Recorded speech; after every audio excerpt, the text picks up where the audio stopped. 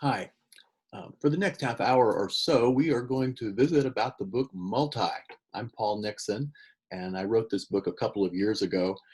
At the time that I wrote Multi, the real burning question for me was where can we get good best practices for the challenge of multi-site ministry? As I got deeper into it, though, I realized that multi-site was only one aspect of the multi-challenge. And I think in now 2020, as we have seen and experienced in a renewed way the Black Lives Matter movement, we realize that the multi-church is so much more than a matter of multiple locations. It's about the multiple dynamics of what it means to be human and the way that we would experience that within the body of Christ, especially when we try to structure one sector of the body of Christ under a single organizational umbrella, being that of the congregation. So it moved from being a book primarily about multi-site to being a book that was more about just multi fill in the blank. And so we titled it Multi, the Chemistry of Church Diversity. As we look at this book, you have a handout that can be downloaded from the Google Classroom, and that handout is entitled Processing Sheet. And if you will be sure that you have that, there's two ways we can do it. One is you can view this video as a group and kind of stop at certain times when I will tell you, and you can work on the processing sheet, which will track right along with what we're going to be talking about. Or you can save the processing sheet for when your group meets, if you're viewing this video in advance. What I would say in that case is simply take some notes as you think about things from this conversation that may pick up on thoughts that you had when you read the book, and then bring that to your group, and you can have a good time. The pre-assessment is pretty straightforward. It's just asking you to say yes or no to certain facets or facts about your church. You just judge that yes or no, and what you will discover is there is a certain, the more of those that you say yes to, the more complicated your congregation becomes. The primary metaphor for talking about the complexity of a multi-church, I chose the term multivalence. It's a chemistry term. Several years ago, I coached a gentleman who was planting a church in Ohio, planting adjacent to a university where he had previously been the chairperson of the natural sciences division of that school. And he was a chemistry professor by trade. He was an agnostic, married a Methodist woman, came to Christ, went off to Asbury Seminary, came back to plant University Church. As I was thinking about this old idea of multivalence, I said, I'm going to call Julian Davies. And we had a great conversation. The metaphor of multivalence is no metaphor is perfect, but I think it's a metaphor that's very helpful as we think about the challenge of layering on yet another factor of diversity into our church's ministry. Basically, multivalence is the capacity of atomic elements to bond with one another. You remember the periodic chart, some things can bond with just a few things. They have a little number, a little tiny number right next to the element. And you might have a valence of 2, which means you can bond with 2 other things comfortably. A valence tells how many bonds that atom can simultaneously manage. Some atoms are just able to juggle more relationships than others. A valence of 0, that would be neon and argon, if you remember that. A valence of 0 means it can't bond with anything. It's happy by itself. And we call that a closed shell. I actually didn't know that, but that's an interesting term, a closed shell, because I've also used that term to talk about churches and about small groups. Carbon, the element carbon has a valence of 4, and carbon is this miraculous sort of base element from which all of life is built. So all of living creation basically is rooted in this particular element, and you can go a long ways with the capacity to bond with 4 things. Uranium, on the other hand, is just a little more valent than carbon. And you might think that's better. More is better. Well, actually, uranium is not stable. Carbon is. Carbon doesn't try to overdo. It does well what it does. It realizes that its hands are full with 4 different kinds of connections, and but yet connecting to other molecules and so forth, you have the whole diversity of human and animal and life still working off of the carbon element. So sometimes in our churches, we think the more diversity we can juggle or muster, the better church we are. I'm going to push back on that, and I'm going to say, let's juggle well what we do. And let's do better than being a closed shell. But let's also realize that no single congregation can be a church for everybody. And we need to do well with the people that God has sent us and the people that God has placed around us, and prayerfully decide, where is our focus going to be? Who are we really going to seriously try to build bridges with? Loose and idle electrons within the atom, if they're not a part of the bonding process, they will make mischief. They will become actually a part of repelling the bonding. And I think that reminds us that that leaders and other persons who have good energy and influence need to be constructively a part of the bonding and the work of creating a diverse church, or they often can be the people that cause the biggest trouble and actually push people away from one another. As we think about types of multivalence in churches, we think about the Multisite Church. There's also multilingual churches, multinarrative churches, people with different life stories, multi-liturgical churches. Many of your churches, you worship more than one way with more than one worship language. Multitheological churches, multiethnic churches, multigenerational, multieconomic, just lots of multis, we could go on. I want to look at a few of those. The multi-site is the primary focus of the work in churches planting churches. And in this particular round of churches planting churches this fall, we're looking at 2 different models of multi-site. One, a looser umbrella, kind of a network approach. The other, a more classical multi-site, where there's a very tight identity from campus to campus and a lot less diversity of approach, ministry approach from campus to campus. But in a multi-site, even in a very tight system, every neighborhood is a little bit different. And so cookie cutter finally always gets customized a little bit. Multi-site always increases the range of human beings. Demographically, culturally, whatever, always stretches that range. I mean, anytime you're adding a new worship community, even on the same location, you're stretching the range of diversity. And we need to be aware that that will create stress at times. It's a blessing, but it's also a challenge. A multilingual church, at one level, is a church that speaks Korean and English or something like that. But I want us to move beyond thinking about language literally and to think for a moment that just about Christianity, about how we talk about faith, that is not the first language for most people that we will meet around our churches. And if we want to make sense to the neighbors, we really need to speak in a language that makes sense to them.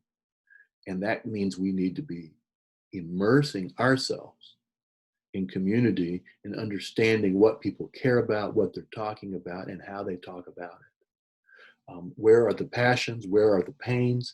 And as we can begin to engage in the actual conversation that is happening in community and in the lives of people, we become a multilingual church, and we can introduce the language of faith to that conversation as is appropriate. But if all we're doing is speaking our language and not listening to the language of what's going on around us, we will basically just create an isolated church with very little impact. A multi-narrative church is a little bit like what we just talked about, but it's where different kinds of primary life stories are present. If you have a church where everybody immigrated to the United States, basically from Central America, everybody has a story related to their life journey, to starting in one place, coming to a new place, making a new life, and all of the challenges and the joys and of that. And probably that church gathers around the celebration of aspects of life, food especially, from the place where life originated. That's a single narrative church. Or if you want to go to Orange County, California, post-World War II, a lot of folks got back from the war, and they went to school, and they lived in little startup tract houses, and they worked for often large emerging global corporations in various suburban areas, and everybody sort of had that common story. And they probably all grew up in Iowa, and they're living in Southern California or living in suburban Houston or wherever. And that's a single narrative. But what happens over time is that, of course, neighborhoods change, generations pass, and they diversify. As neighborhoods age, they diversify usually. And then you end up with a lot of neighbors with a lot of different kinds of stories. And in many places, the array of stories can be almost overwhelming.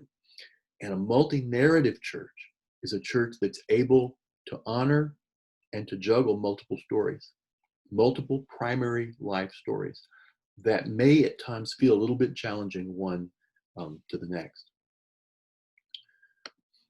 The multi-liturgical church, I think, is pretty straightforward.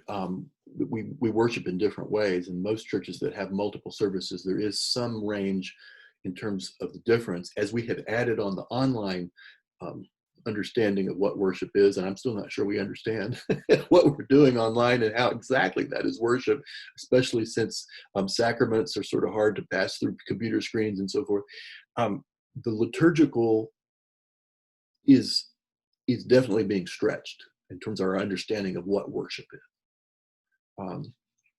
In the book, which was written before the COVID crisis, I talk about the fact that many Christian groups, especially younger groups, gather in ways that really break the classic paradigm of all of the elements that we traditionally have thrown into a worship service.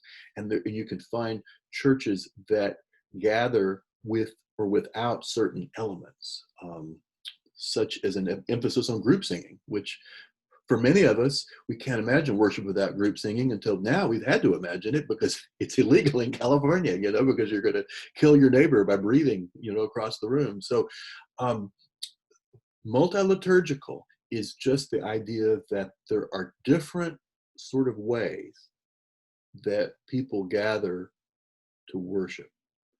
And it's not just about tweaking the range of the music style. It can be a far more challenging diversity of experiences, and especially when you think about a lot of the really out of the box communities that we might call fresh expressions. When they gather, they do certain things. And then we ask, does that count? Was that a worship service? Well, you'll have to decide. What is the core definition of worship? And what are the core elements that at your church, for it to be a worship experience, it needs to somehow contain this and this and this, But beyond that, you're going to be creating expressions that are true to faith and also true to the cultural um, experiences and um, of the people gathered, so that there can be an accessibility that people that walk in can get it, and not feel like this is just an utterly alien thing to my life. Multitheological simply means that we have a range of ideas about truth and gospel going on in one room. Um, what I have discovered over the years is whether churches are liberal or conservative really doesn't matter. There's a range of ideas going on in the room. Whether there is a high emphasis on sort of official opinion and a very strong page on the website that says that we believe this, this, this, and this, you still start talking to folks and you realize there's a range. Some churches are able to juggle a wider range of theological opinion and understanding, and still kind of hold it all together. For other churches, it's narrower. United Methodists have tended to be a pretty wide theological range kind of folks, and yet there are points almost within every church, again, whether they call themselves left, right, liberal, conservative, whatever, there are points where that really doesn't fit here. That kind of understanding is really pushing the comfort of the majority of the people here, and we're just not able to really dance with that. And I think it's good when we understand that, because there's another place probably for that person to explore that way of talking about faith. It may not be our church. So a multi-theological church also is very aware of what its boundaries are. It's very aware of what the sort of the common stuff is that where there will be agreement, so that there can be diversity of opinions on other things. A multi-ethnic church, the multi-ethnic church is really a rising phenomenon. It has been for the last 100 years throughout the rise of the Pentecostal movement, which has been sort of the front edge of multi-ethnic church development. But it was still such an exception to the rule, even at the turn of the century, and now it's just really becoming norm that quickly.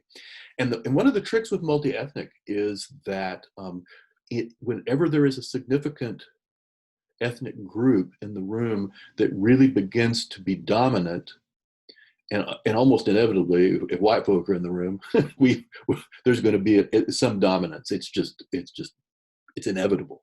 Okay, we could go into a long exploration of that, but let's just suffice it to say that it's going to be inevitable. There's going to be a tendency toward dominance, but just because of the way the culture has been wired, and we will have to be extremely attentive to that overbearingness, to that dominance, especially if we're going to create a table where people feel like there is some evenness around the table for expressing, for ideas, for leading. Multi-ethnic is a wonderful blessing, but it is fraught with challenges, and we just have to really pay attention to the history between ethnic identities, that even if we weren't alive back in whatever year, we are still living with that history and with some of the baggage, shall we say, of that history. So multi-ethnic work is beautiful, it's joyful, and it's work. Okay, and so churches that are going to do it well are going to be committed to that work. The multi-generational church, I would say, of all the churches that we're talking about, of all the different kinds of multi, this is the church that is probably receding from our experience. It's not increasing. It's actually, we have less of this than we used to, which is a sad thing, because a lot of us grew up in multi-generational churches and really saw the beauty of that. But very much so today, churches tend to be expressions by younger people or expressions by older people. And it's just more and more rare that we see it across the board. And if you want to do that, that has gotten to be almost as difficult as doing multi-ethnic. So you're going to have to really pay attention to empowering different generational perspectives, so that it's not one perspective, the perspective of a particular generation, that's sort of overriding and making all the decisions. A multi-economic church. Um, Gordon Snyder, Gordon Cosby, who founded the Church of the Savior in DC, he said this was the hardest, and he did it. But he said this is the hardest multi there is, because you're dealing with education, you're dealing with economic power, you're dealing with the fact that one person in the room parked their Mercedes, on the street before they came in the building, and the other person had to scrounge bus fare or walk. And it's hard when we come from that kind of life disparity to get in a room and then to really relate to one another as equals. Multi-economic is challenging. It's doable, but it's challenging. I would say if I were just to look around the UMC, the Church for All People in Columbus, Ohio is a church that for the last 20 years has really done good work here and would be one to teach us about this, if this is something your church is called to live into. Key practices in a multi-church. A multi-church needs to be a praying place. You cannot go into a Pentecost kind of experience of multi if you are not constantly living in a prayerful space where we are listening to the Spirit in terms of where we need to go, and also listening to the Spirit in terms of where we need to self-correct. Listening, constantly paying attention to what is really going on, turning off the tapes of what we have been telling ourselves is going on. There are so many ways that when we live only in our own experience with our kind of folk, our generation, our gender, our way, the people that see life as we see it, that we are really, really not paying attention not only to what our neighbors are seeing, but to reality, because we're seeing reality through a pretty narrow little viewpoint or perspective. So commitment to living in a multi kind of church really means an openness to be seeing and taking seriously what my neighbor is experiencing, even if it just seems crazy stuff. I got to take it seriously. If I'm going to be church with that person, with that group, with that generation, I have to take seriously what they're seeing and what they're feeling, even if it just first of all strikes me as odd, or perhaps even strikes me as a threat in somehow to something important. I still have to pay attention, and probably it's going to help me to see better because I did. I would say the other piece is vision clarification. Again, to juggle diversity, there has to be some common vision we can all rally around. Can't say that enough. Diversity itself is not a rallying cry.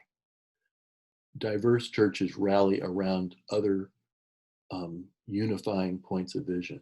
In other words, there's stuff they agree on despite all the differences of X, Y, Z, and they keep rallying around the stuff they agree on and emphasizing that. And quite honestly, when people can't live within that point of agreement, probably gently pulling them out of places of influence, leadership, and staffing.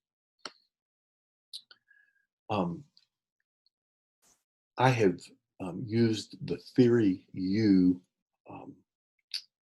model in talking about many aspects of church life, church leadership. It's Otto Schammer's material. You can Google it up. I'm not going to do a theory U talk here, except to say that the U, the movement of the U, at the top of the U, you were talking about letting go of the tapes that were always playing and being open to experience and learn and see something in a new way. And then you sort of dive into the pool, open to see what you see, hear what you hear. And somehow, as you think about diving into this pool, as you're swimming along the bottom, you have an aha.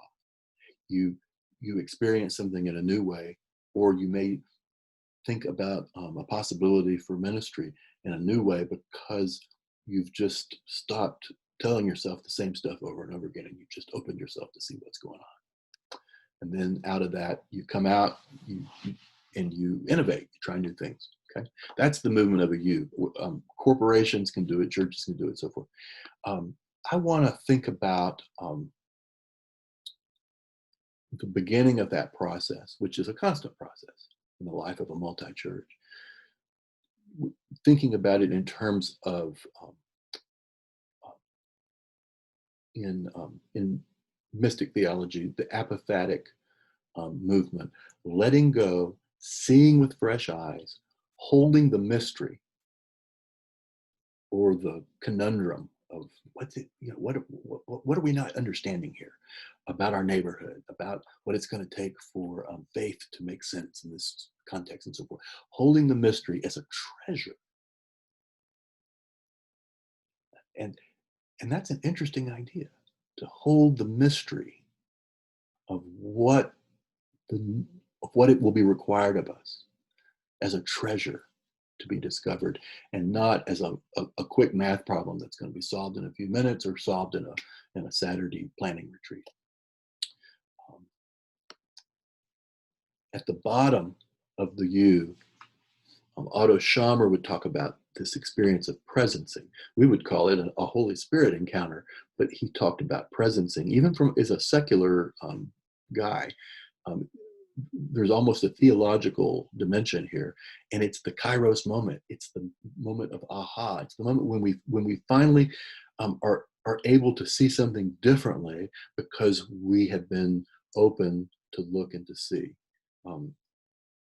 In almost any form of learning, there is this presencing moment, and this can happen on an individual journey, but it can also happen for a faith community.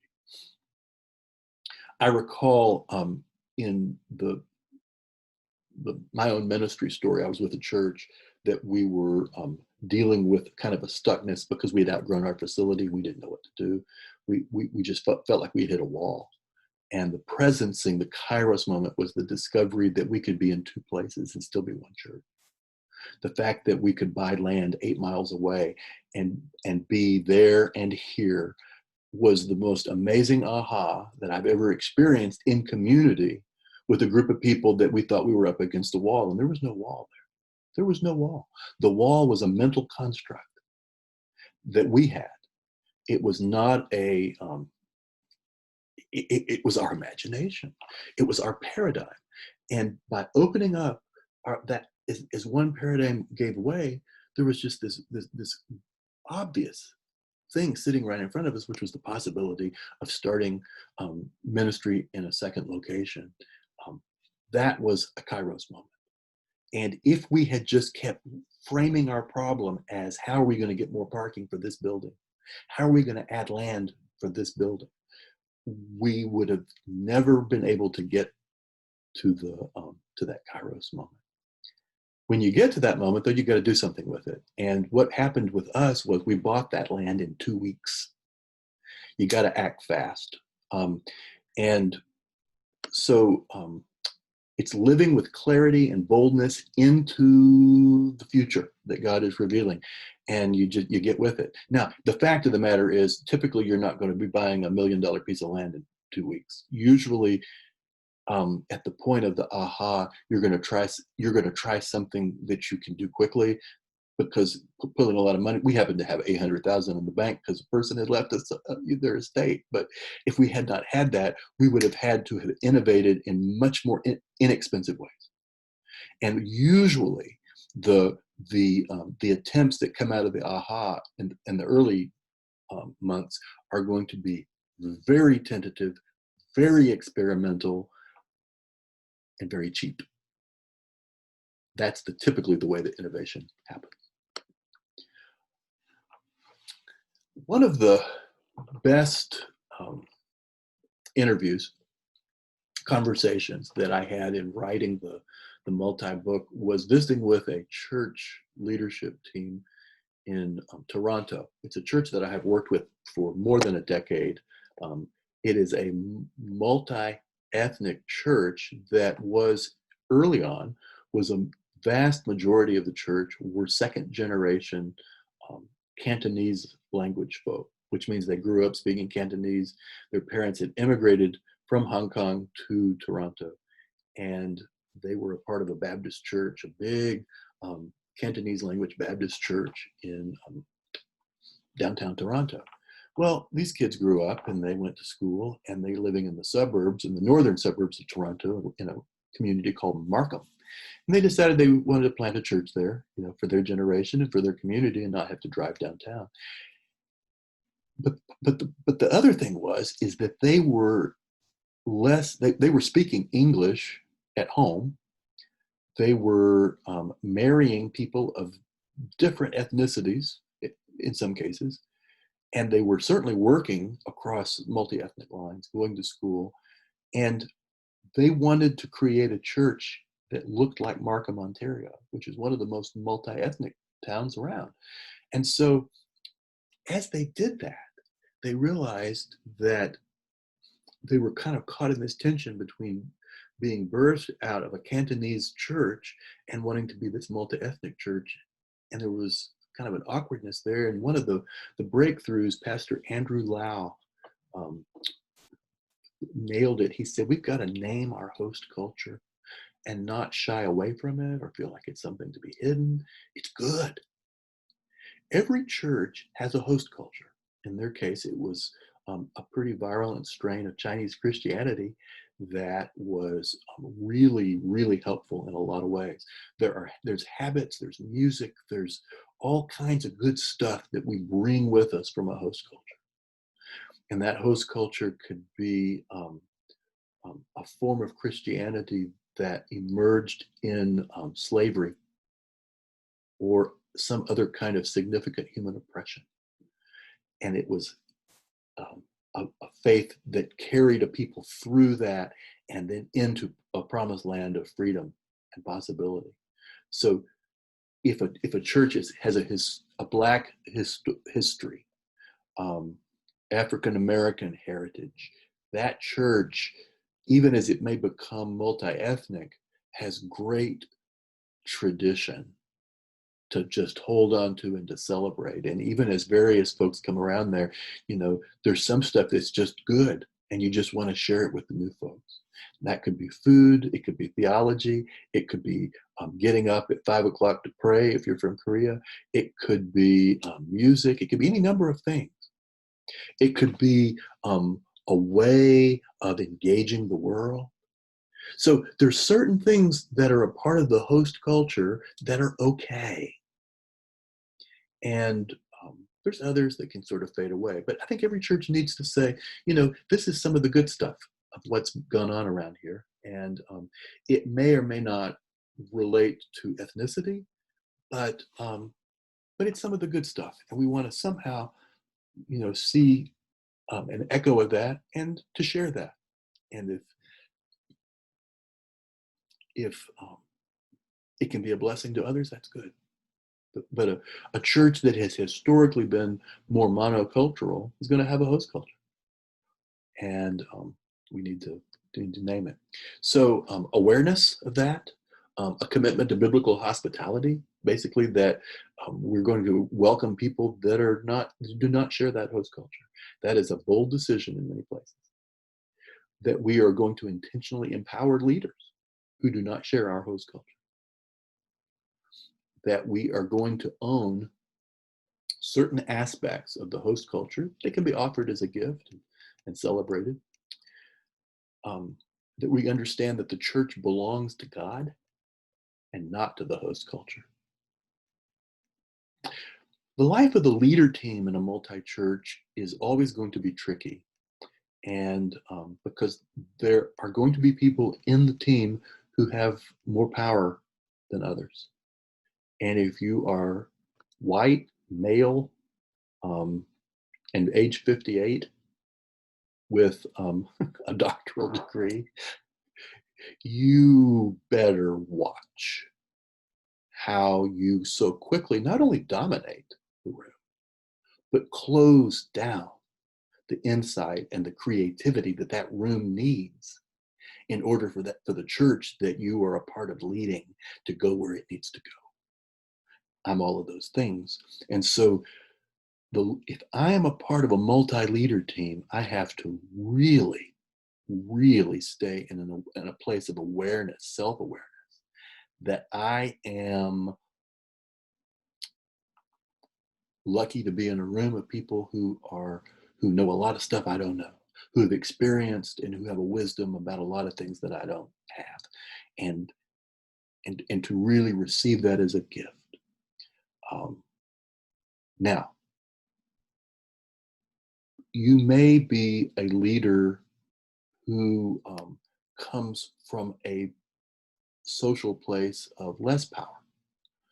And again, it's going to be really important for the team to create in covenant, to create a way of living together that takes some of the wisdom of your experience and helps to sort of even the playing field around that table so that we are able to hear one another, to find consensus that is not simply the dominance of one voice, and to partner together and to have fun, you know. So covenant around practice. There are certain things that we're going to do. We're going to do those things on a regular basis. We won't get into what all those things are, but there are some things that are just good habits to do on a regular basis in order that the team can be healthy. Finding out and paying attention to where it is. I don't care how diverse the team is. They may stretch across 70 years of age level. Find the affinity. Find the things that we can all do that bring a special energy to the whole room. Emphasizing spiritual maturity, which sometimes tracks with chronological maturity, but often not. Really living into modeling habits that lead to spiritual maturity. Spending time together. There is no way that a diverse team is going to make it if they're just getting together for a Zoom meeting once a month. It's just going to be a bad team. It takes time, and it really takes time in physical presence. I still believe we're challenged right now, but I still believe that good Zoom teams, Zoom fellowships are based in real life experience at some point, most of the time.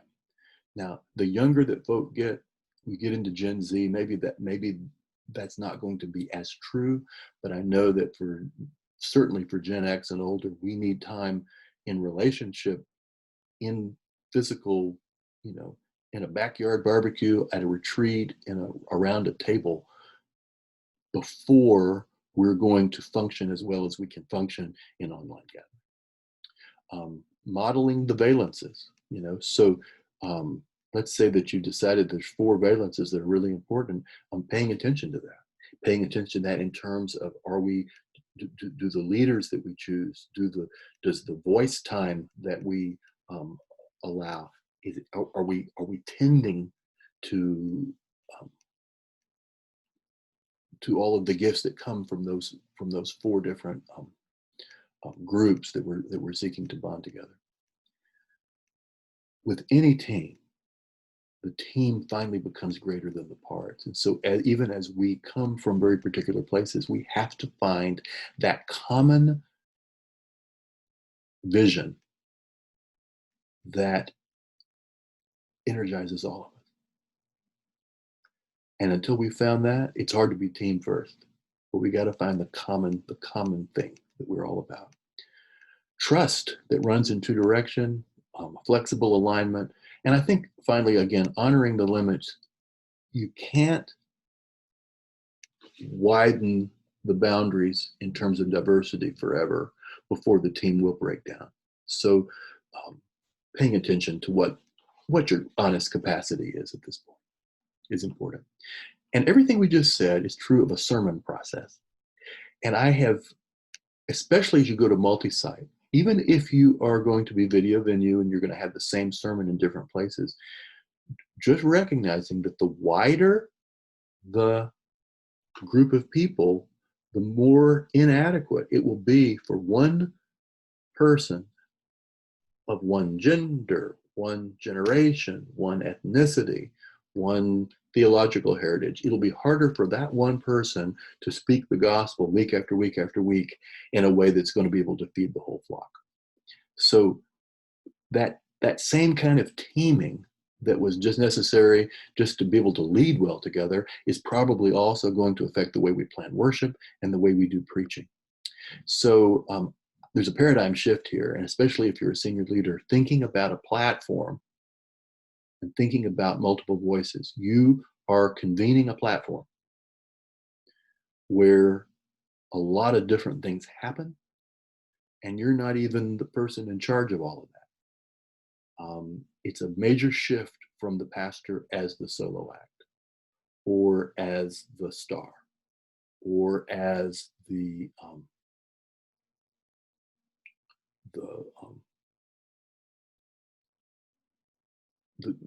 chair of every initiative. In a platform, you're holding a space where good things can happen. You're tending to the DNA, to the culture. You're watching. You're honoring. You're constantly learning, and you're functioning as a captain. But you're not working in the same way that you worked in a simple system in a monocultural church. That's a major shift, and it's one that is required of the senior pastor moving into a multi-site setting.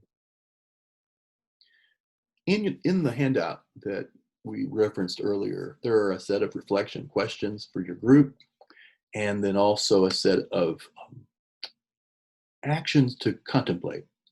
And beyond those actions, and I think there's 4 of them that I give you, there will be some others. That kind of will prime the pump of your thinking, but there will be some other possible actions that may be the right action, so that you see those 4 and that's all nice, but then there's sort of an awareness that emerges with your team that what we need to do next is this. I think that's the point of any book, of any conversation. The point is what we need to do next is this.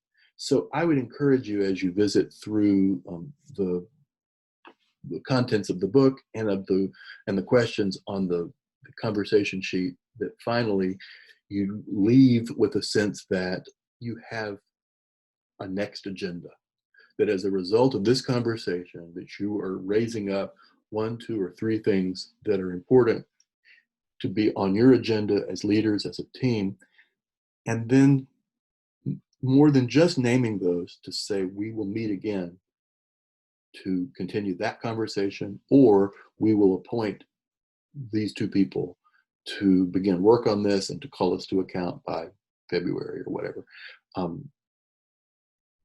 Deciding about a next thing and giving some accountability to who is going to hold us accountable to that next thing. That makes for a great meeting, and I hope that you can end with that conclusion.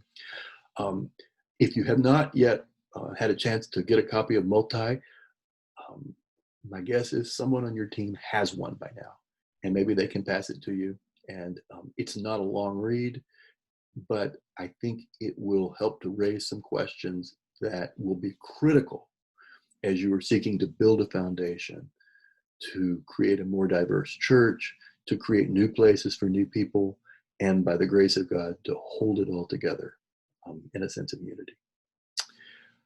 So it's been good to chat with you, and I know that your group conversation will probably be a lot more interesting than listening to me talk. So have fun with that.